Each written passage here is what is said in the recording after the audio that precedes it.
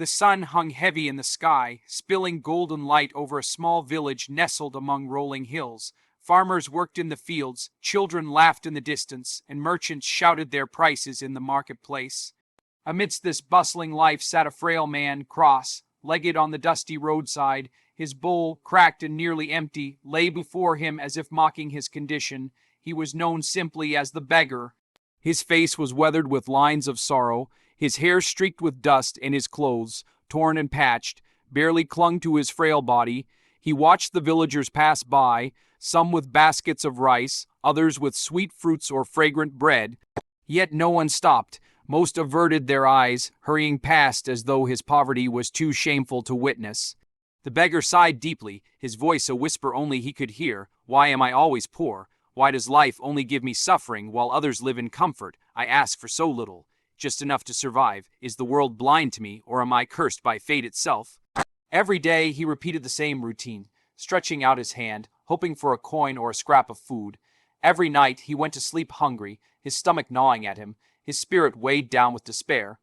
Inside, a storm of envy and longing brewed. He saw children wearing shoes, men laughing with full bellies, and women carrying baskets overflowing with grain. He had nothing, not a home, not a family, not even dignity. Only an endless emptiness. That day, however, destiny had other plans. As dawn broke the following morning, a hush fell over the village. Whispers spread quickly among the people. The blessed one, the Buddha, is coming. Men and women rushed to the road, their faces glowing with reverence. They carried garlands of flowers, fresh fruits, and vessels of milk.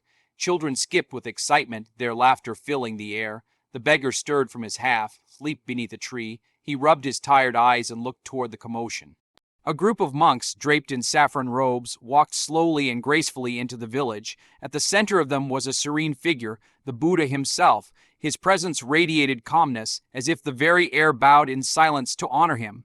The beggar's heart leapt. For the first time in years, a spark of hope flickered inside him. Perhaps this holy man will see me. Perhaps he will give me something. Food, coins, or even a blessing. Perhaps he holds the answer to my suffering.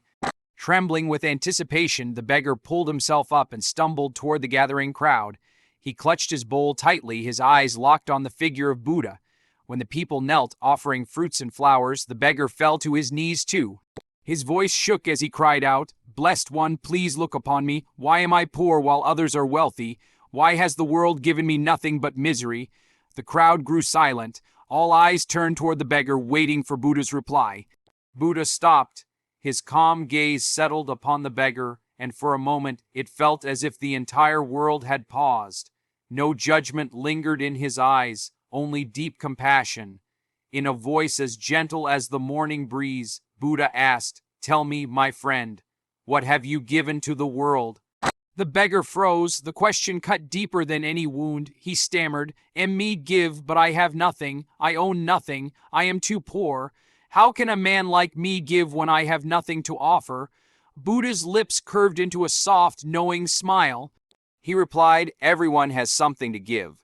Wealth is not measured only in coins and possessions. Even a kind word, a smile, a helping hand, or the gift of forgiveness. These are treasures greater than gold. Poverty is not in the lack of wealth, but in the refusal to give." The beggar's mouth went dry. His heart thumped painfully in his chest. No one had ever spoken to him like this before. He had spent his life blaming fate, blaming others, waiting to receive. Never once had he considered what he could give. The villagers whispered among themselves, their eyes widening at Buddha's words, but the beggar's mind spun with confusion and disbelief. "Me, give, but I am empty," he thought, clutching his bowl tightly as if it were the only thing anchoring him. Yet somewhere deep inside, a tiny seed of realization stirred. That evening, the beggar sat alone beneath the same tree, Buddha's words echoing in his mind. "What have you given to the world?" He replayed his life like a broken song. The years of sitting in the dust, cursing his fate, watching others pass by. He remembered times when he saw children hungry but turned away, thinking he could do nothing. Times when neighbors fell ill, but he offered no comfort. Even the few crumbs he sometimes received, he guarded selfishly, afraid to lose them. A painful truth dawned on him. His hands had always been clenched, never open. His heart had always been closed, never willing to share. Poverty was not just around him, it lived inside him. As he sat and thought, he noticed a small child nearby. The boy was barefoot, his face streaked with tears, clutching his stomach in hunger. Something stirred in the beggar's chest. He looked down at his bowl. Inside lay a single piece of bread, a rare gift he had saved for himself. His first instinct was to pull it close to protect the little he had. But then Buddha's words returned like a flame in the dark. Even a kind word, a smile, a helping hand, these are treasures greater than gold. His hands trembled as he lifted the bread from the bowl. Slowly, he walked toward the child and knelt. He held out the bread with shaking hands. The boy's eyes widened with surprise, then softened with gratitude. He took the bread gently, smiling through his tears. At that moment, something broke open inside the beggar, an invisible chain he had carried all his life. For the first time, he felt light. For the first time, he felt rich. The next morning, the beggar returned to the place where Buddha was teaching. His face was different now, not marked with despair, but glowing with a quiet joy. Falling to his knees, he bowed deeply and said, "Blessed One, I understand now. I was poor because I never gave. My hands were always closed. My heart was always shut. But yesterday I gave, and I felt wealthier than I ever imagined."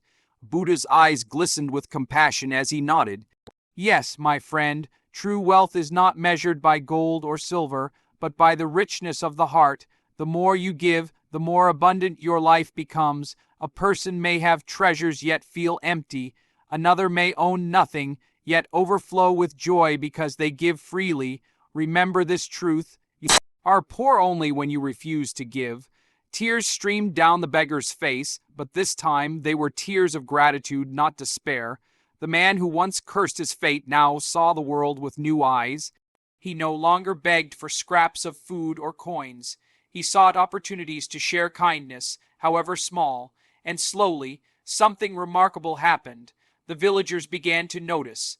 The same people who once hurried past him now stopped to greet him. Children ran to him, smiling, because he always had a kind word or story to share. Merchants offered him food not out of pity, but out of respect for his transformed heart.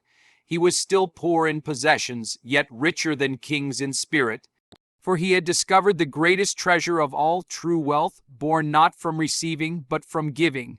This story reminds us that wealth is not about what we hold in our hands, but what we carry in our hearts. A smile, a kind word, a helping hand, these are treasures that never fade. The beggar was poor not because he had nothing, but because he gave nothing. The moment he opened his heart, he found a richness no gold could buy. So ask yourself, what have you given to the world today?